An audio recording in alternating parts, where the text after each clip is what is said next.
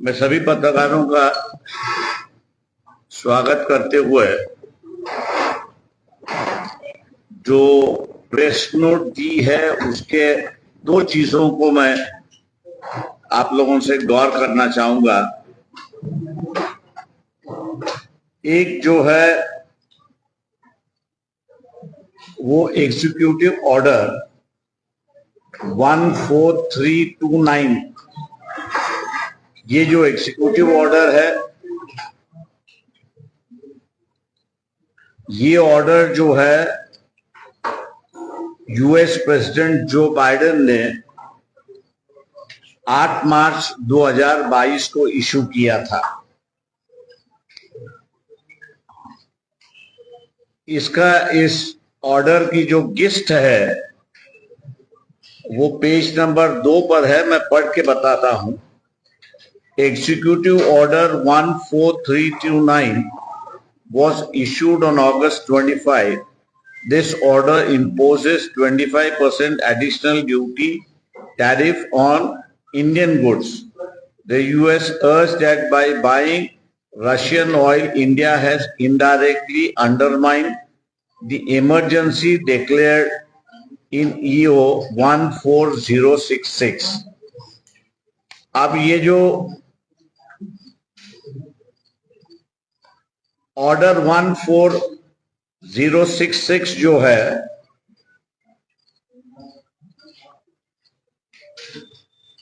उसका पहले दूसरे लाइन में modifying duties to address threat to United States by government of Russian Federation, ये ओरिजिनल है। उसके नीचे वो लिखते हैं कि I have determined that India has taken significant step फलाना फलाना करने के लिए, और उसके नीचे जो है जिस एग्रीमेंट को हम लोग विरोध कर रहे हैं उसकी वजह जो है and to align sufficiently with United States on national security, foreign policy and economic matters। इसका अर्थ यह है कि अमेरिका की जो नेशनल सिक्योरिटी होगी उसके साथ हम लोग जुड़ जाएंगे। मतलब आज मान लीजिए कि दो चीजें हैं, रशिया और अमेरिका यूक्रेन के बारे में एक दूसरे के खिलाफ है। दूसरा जो है वो ईरान के पास न्यूक्लियर वेपन होना चाहिए या नहीं होना चाहिए, इस पर ईरान और यूएस ये दोनों की लड़ाई कभी भी हो सकती है। ऐसी एक परिस्थिति है। ये दोनों सिचुएशन में भारत को क्या भूमिका लेनी होगी, तो इस ऑर्डर में जो लिखा है और जो गवर्नमेंट ऑफ इंडिया ने साइन किया हुआ है, मंजूरात दी हुई है, और ये मंजूरात देते समय उन्होंने ये कहा था कि हम लोग यूएस का जो इंटरेस्ट होगा वो यूएस के इंटरेस्ट के साथ भारत को हमने बंदिश बना दिया है। इसका मतलब यह हुआ कि हमारी इंडिपेंडेंट फॉरेन पॉलिसी नहीं रहेगी, लेकिन जो फॉरेन पॉलिसी अमेरिका की होगी, जैसे आप रशिया के खिलाफ है, दूसरा अमेरिका ईरान के खिलाफ है।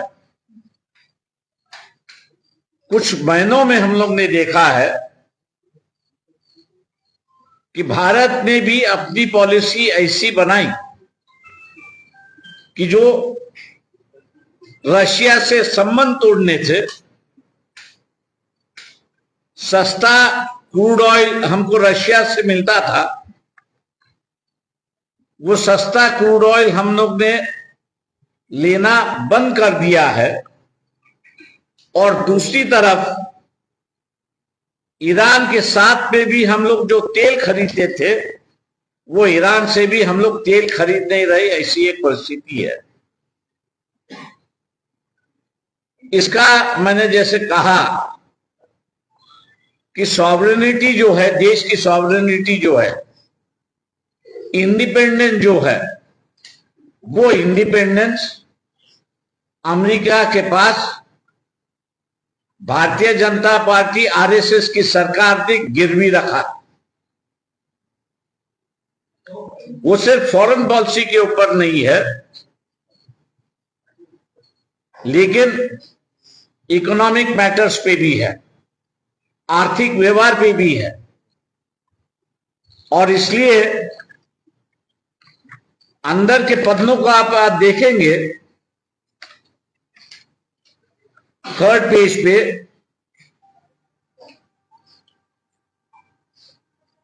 what does to align sufficient and United States on national security, foreign policy and economic matters means, दो जो है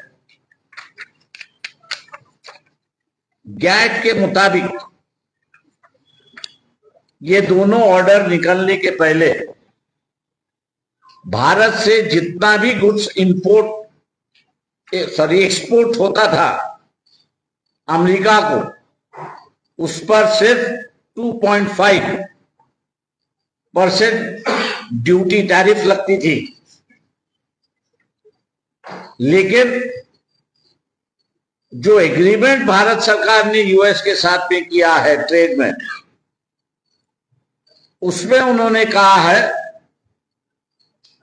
कि इंडिया से जो माल अमेरिका जाएगा, एक्सपोर्ट होगा, उस पर 18% ड्यूटी होगी, और ये 7% गुना ज्यादा है, ऐसी एक परिस्थिति है। दूसरा जो है, जो अमेरिका से गुड्स अपन इंपोर्ट करते थे उस पर अलग अलग किस्म की ड्यूटी थी। इस एग्रीमेंट के मुताबिक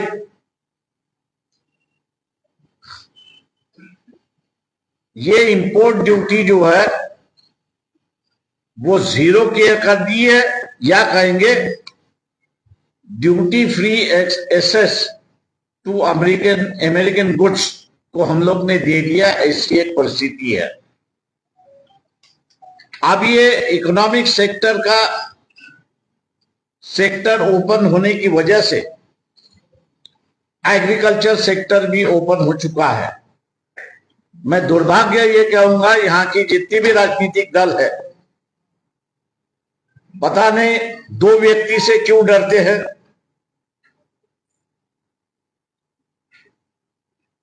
उन्होंने, मैं ये कहूंगा कि इस एग्रीमेंट पे बोलना ही चुप की शादी हुई।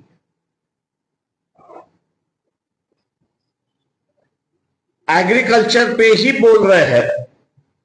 मैं इन तमाम नेताओं से अपील करता हूं, कांग्रेस के जो खड़गे है, राहुल गांधी है, ममता बनर्जी है, स्टालिन जी है, मैं इन तमाम नेताओं से अपील करता हूं, एग्रीकल्चर तो इफेक्ट होगा ही। एग्रीकल्चर जो है वो इफेक्ट होगा ही, क्योंकि सस्ता माल यहां पर आएगा तो यहां भारतीय किसान जो है उसके साथ में वो कॉम्पीट नहीं कर पाएगा, और उसको भी फिर सस्ते में बेचना होगा, ऐसी एक परिस्थिति है। लेकिन उसके साथ साथ जो इंडस्ट्रियल पॉलिसी है, क्योंकि इकोनॉमिक सेक्टर में वो भी आता है, तो उस पर भी इफेक्ट होगा। एक तरीके से अगर कहूंगा,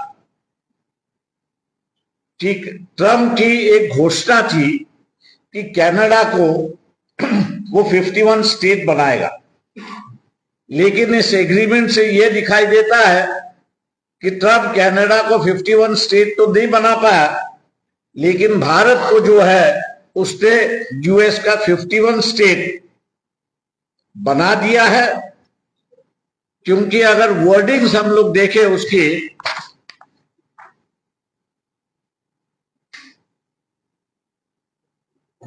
यूनाइटेड नेशन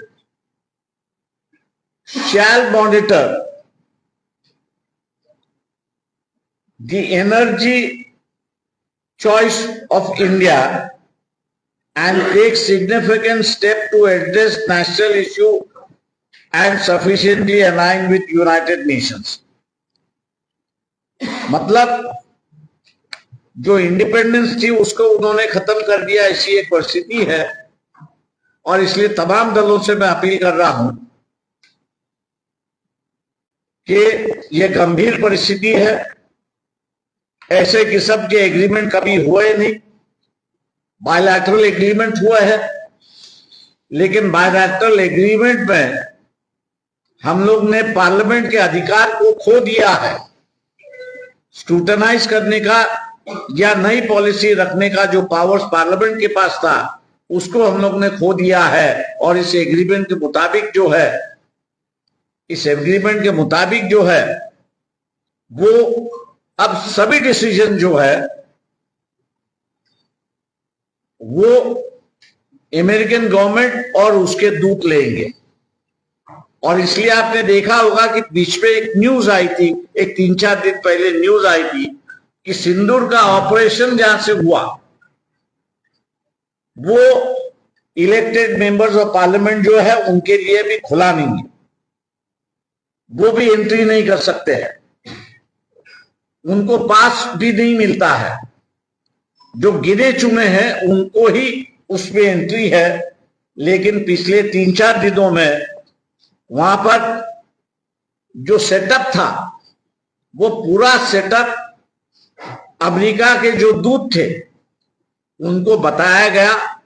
हम सरकार से पूछते हैं कि भैया जब आप पार्लियामेंट्री डिफेंस कमेटी है, प्रोक्योरमेंट कमेटी है, आर्मामेंट कमेटी, आप उसको उन चीजों को देखने के लिए अधिकार नहीं रखते हो, तो ये जो राजदूत है यूएस का, उसके जो लोग हैं उसको आपने कैसे बताया? इसका खुलासा होना चाहिए। और मैं मानता हूं कि विरोधी दल जो है इस पर अपनी आवाज उठाएगा, ऐसी एक परिस्थिति है। ये एग्रीमेंट के पीछे जिसकी बहुत सारी चर्चा नहीं है, और इसलिए तमाम चैनल के जो मालिक है उनसे मैं अपील कर रहा हूं कि ये जो जोसेफ एस्टीन फाइलें जो है, इस पर हर चैनल ने चर्चा रखनी जरूरत है, क्योंकि आम आदमी इस एस्टीन फाइल को समझ नहीं पा रहा है। मैं इतना ही कहूंगा कि ये एस्टीन फाइल है, उसको व्यभिचारी जिंदगी गुजारने वाले लोग जो है उनका एक क्लब है, और उसके जो प्रमुख है ये एस्टीन है, ऐसी एक परिस्थिति है। इनमें कई देशों के प्रमुख है कि जिन्होंने नाबालिग लड़कियों के साथ गैर व्यवहार किया है, और इस गैर व्यवहार की उनकी पूरी फिल्म रिकॉर्ड है, ऐसी एक परिस्थिति है। उस एस्टीन फाइल जो है वो अमेरिका सरकार के पास है, और वहां के कांग्रेस ने कहा है कि उस फाइल का जो है पूरा चिटोरा जो है वो लोगों के सामने आना चाहिए। अब तक भारत के 3 लोगों के नाम वहां पर आ चुके हैं। एक पुरी जी है, दूसरे एक्स हेल्थ मिनिस्टर उनका है, और तीसरा सबसे बड़ा नाम जो है वो प्राइम मिनिस्टर नरेंद्र मोदी का है। बड़ी दुर्भाग्य की बात है कि भारत जैसे देश के प्राइम मिनिस्टर एस्टीन के कहने पर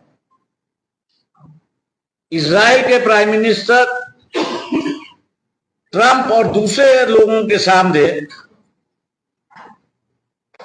उन्होंने जो है मुजरा का किया, ऐसा उल्लेख उसमें है। फाइल ये कहता है कि डांस बिफोर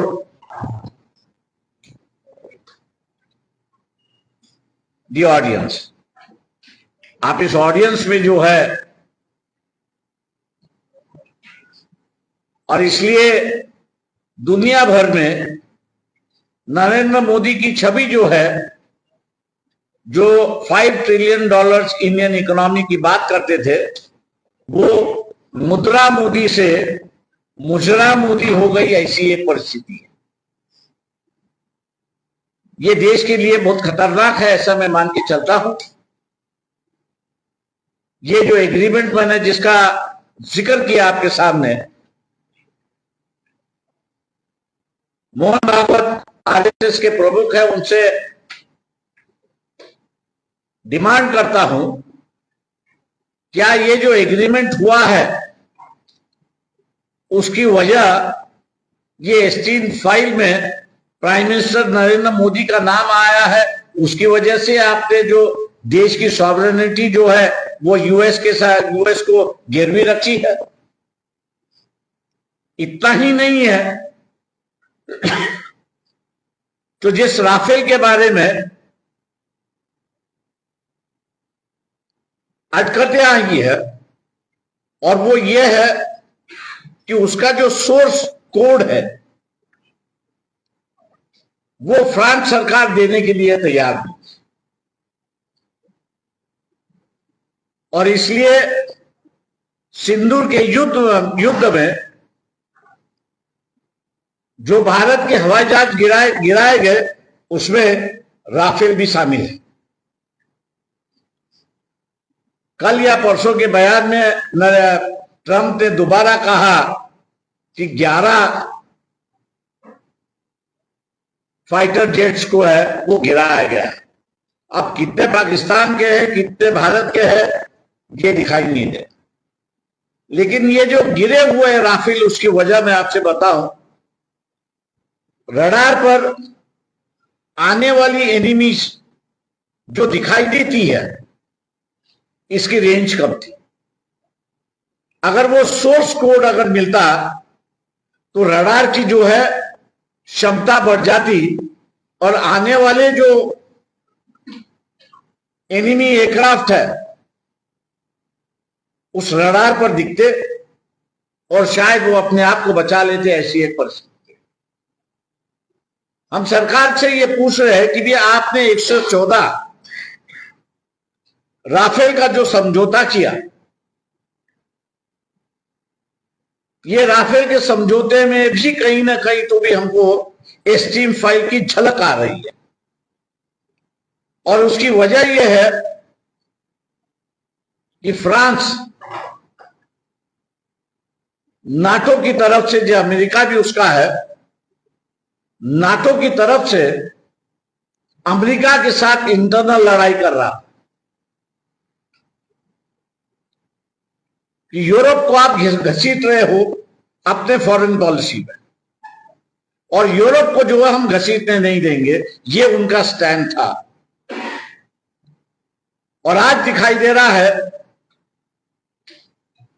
कि फ्रांस और यूएस दोनों दोबारा मित्र हो चुके हैं। क्या ये जो 114 राफेल खरीदी करने के पीछे हम दो चीज का खुलासा मांग रहे हैं? एक, ये जो सोर्स कोड है, ये सोर्स कोड फ्रांस या दसॉल्ट जो कंपनी है वो देने के लिए तैयार है क्या? इसका खुलासा होना चाहिए। दूसरा जो है, दसॉल्ट का जो मेन पार्ट है, राफेल का जो मेन पार्ट है, एलएमसी नाम की फ्रांस कंपनी बना रही थी। हालात में ही ये एलएमसी कंपनी जो है, इसको सोलार कंपनी जो यूएस की है उसने खरीद लिया है। अमेरिका का जो एमिनेशन एक्ट है, वो एक्ट में हर किसी चीज को एमिनेशन से संबंधित है, अगर उसको एक्सपोर्ट करना है, बाहर भेजना है या किसी से शेयर करना है, तो यूएस गवर्नमेंट के साथ में आपको लाइसेंस लेना जरूरी है। और जब तक लाइसेंस नहीं मिलता तब तक आपको वो पार्ट नहीं मिलता, ऐसी एक परिस्थिति है। तेजस के मामले में हम लोग ने देखा है कि तेजस में बोइंग की इंजन लगने वाली थी, लेकिन बोइंग कंपनी ने भारत को वो इंजन देने से मना कर दिया है, और इसलिए तेजस का जो प्रोडक्शन है या यूज में आना चाहिए उस पर देरी लग चुकी है, ऐसी एक परिस्थिति है। सरकार से हम ये पूछना चाह रहे हैं कि आपने ये जो राफेल खरीदा है उसका सोर्स कोड अगर नहीं मिला और अमेरिका ने अगर आपको लाइसेंस नहीं दिया, तो आपने लोहा ही खरीदा है, दूसरा कुछ खरीदा नहीं है। और लोहा खरीदने के लिए आपने 1,10,000 करोड़ दिए कि जिसका वजन 30-40 टन से ऊपर नहीं है, ऐसी एक परिस्थिति है। तीसरी बात यहां पर यह है, रशिया जो है वो 5th जनरेशन Su-7E उसका टेक्नोलॉजी ट्रांसफर और साथ साथ मैन्युफैक्चरिंग भी भारत में करने के लिए तैयार था। सरकार ने ये बताना चाहिए, बीजेपी की सरकार ने बताना चाहिए कि भाई आपने ये रशिया का प्रस्ताव क्यों ठुकराया है, ठुकराने की वजह क्या है। दूसरा जो है वो सस्ता ऑयल आपको जो रशिया से मिल रहा था और उसके ऊपर करीब करीब हम लोग 40,000 करोड़ कमा रहे थे, वो आपने बंद क्यों करवा दिया। तीसरा जो है, क्या यूएस और ईरान इनकी असली में लड़ाई होगी तो क्या इंडियन बेस आप ईरान के खिलाफ इस्तेमाल करने के लिए खुले करेंगे। ये तमाम सवाल है कि मैं मानता हूं कि सरकार पर तंगती हुई तलवार है। मैं ऑपोजिशन से इतना ही कहता हूं कि स्टीम फाइल में बहुत सारा बाहर निकलेगा, जिसमें नाबालिग लड़कियों के साथ में जिस तरह का व्यवहार हुआ है, अब तक जिनके जिनके नाम आए हैं उन देशों में उनके खिलाफ कार्रवाई हो चुकी है। इंग्लैंड के प्रिंस एंड्रू जो है उनका भी नाम आया, उन पे भी कार्रवाई है, आज वो जेल में है।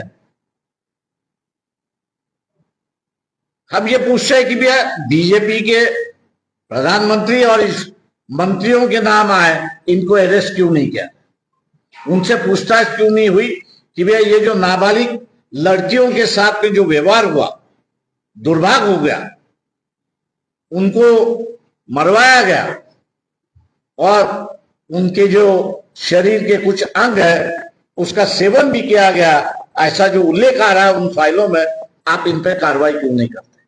मैं उम्मीद करता हूं कि ऑपोजिशन पार्टी जो है वो पार्लियामेंट में तो आवाज उठा रही है, लेकिन साथ साथ वो रास्ते पर उतरकर जगह जगह पर लोगों का भी आवाज बुलंद करेंगे और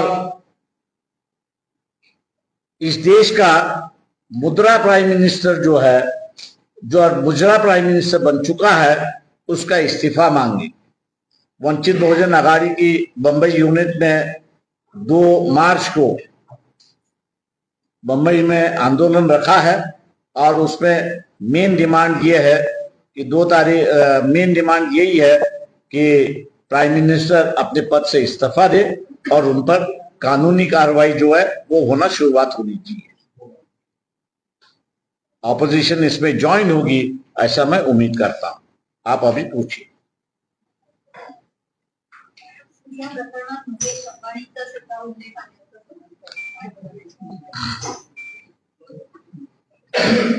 ज्यांचा उल्लेख आले, जिन जिन के नाम आए हुए उन सब पे कार्रवाई होनी चाहिए, ऐसे हम लोग मांग कर रहे हैं। ज्यादा तौर से मैं कहूंगा कि अंबानी एक इंडिविजुअल है, लेकिन प्राइम मिनिस्टर इस देश के 2 करारनामे उन्होंने किए और ये दोनों करारनामे भारत के विरुद्ध है ऐसा मैं मानता हूं।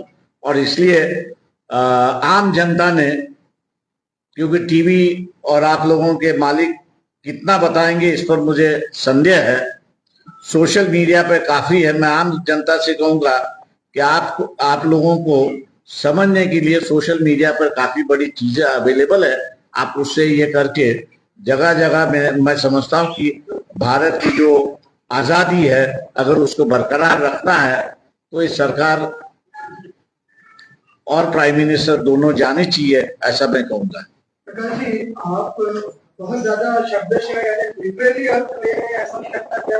To advise song and dance, इसका अर्थ ये भी हो सकता है कि किसी के इशारों पर नाचना, मतलब शब्दशः नहीं। और दूसरा, इस मामले में जो आप थोड़ा सा रुक जाइए, आपको और जानकारी मिलेगी, चिंता न करिए। प्राइम मिनिस्टर जब दूसरे के सामने नाचता है तो देश की इज्जत जाती है, इतना याद रखिए। इसलिए उसमें दूसरा अर्थ निकालने की कोई बात नहीं। मेरा सवाल ये है कि क्या आप शब्दशः अर्थ निकाल रहे हैं या उसने नाच किया या नहीं किया ये सबसे बड़ी बात है। और जो मेल कह रहा है कि उसने नाचा है सबके सामने, पुरी साहब ने जो उसका स्पष्टीकरण दिया है जो पूरा मीडिया में है उस पर आता है सहेंगे उतना है। उसका पूरा स्पष्टीकरण वहीं से आया है कि 15 बार वो जाके मिल चुका है, इसलिए उसका गलत बयान है। सर टैरिफ कम किया है, आप किस तरह से देखते हैं आप इन सारी चीजों को? टैरिफ कम किया 50 से 10%। सवाल ऐसा है कि आप लोग उसको टैरिफ का कम करते हुए देखते हो, लेकिन आपको खरीदना यूएसए से है, दूसरा और किसी से नहीं है। क्योंकि अगर दूसरे से खरीदोगे तो फिर वही टैरिफ लगेगा करके उसमें है। मैं समझता हूं कि we are not the 51 state of United Nations.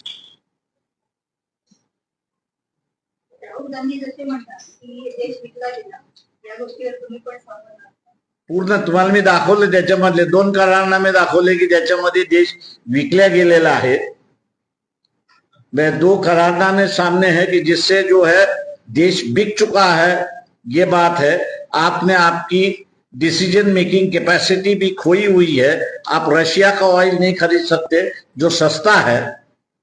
आप रशिया जो फाइटर जेट्स आपको देना चाहिए 5th जनरेशन का पूरा मैन्युफैक्चरिंग करने के लिए, उस पर आप डिसीजन नहीं ले सकते हो। तो जिस फ्रांस सरकार ने सिंदूर के वॉर में आपकी नाक कटवाई, उसी सरकार के साथ में आप एग्रीमेंट कर रहे हो, तो आपकी इज्जत कहां नहीं? देश की इज्जत तो पूरी तरह से नीलाम हो गई।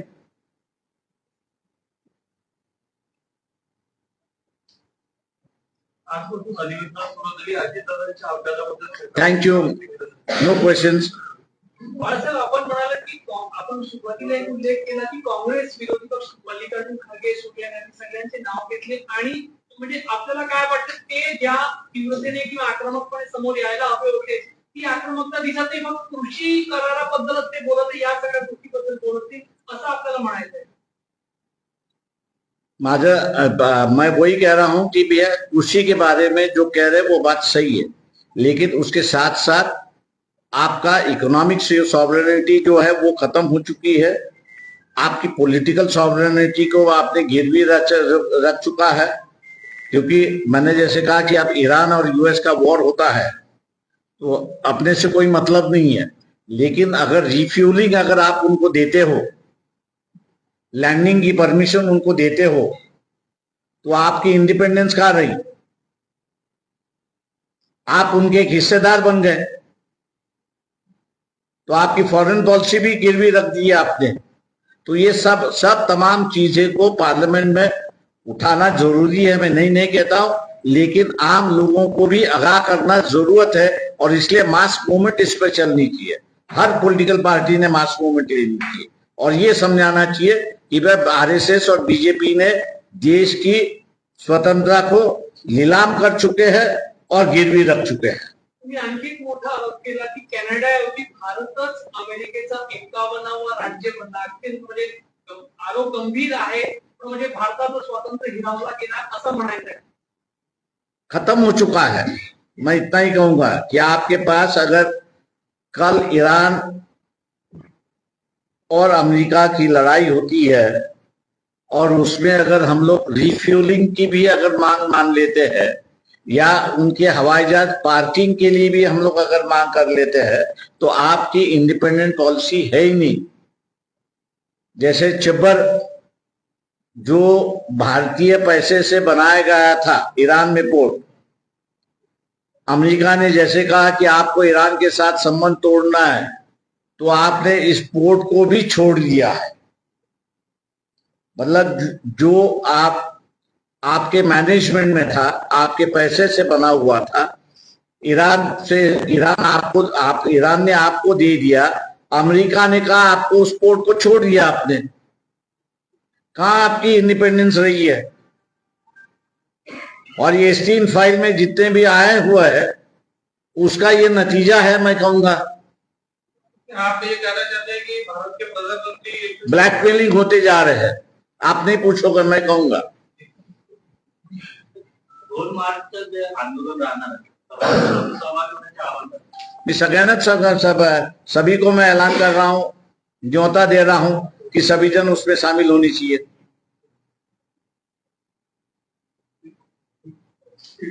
Thank you.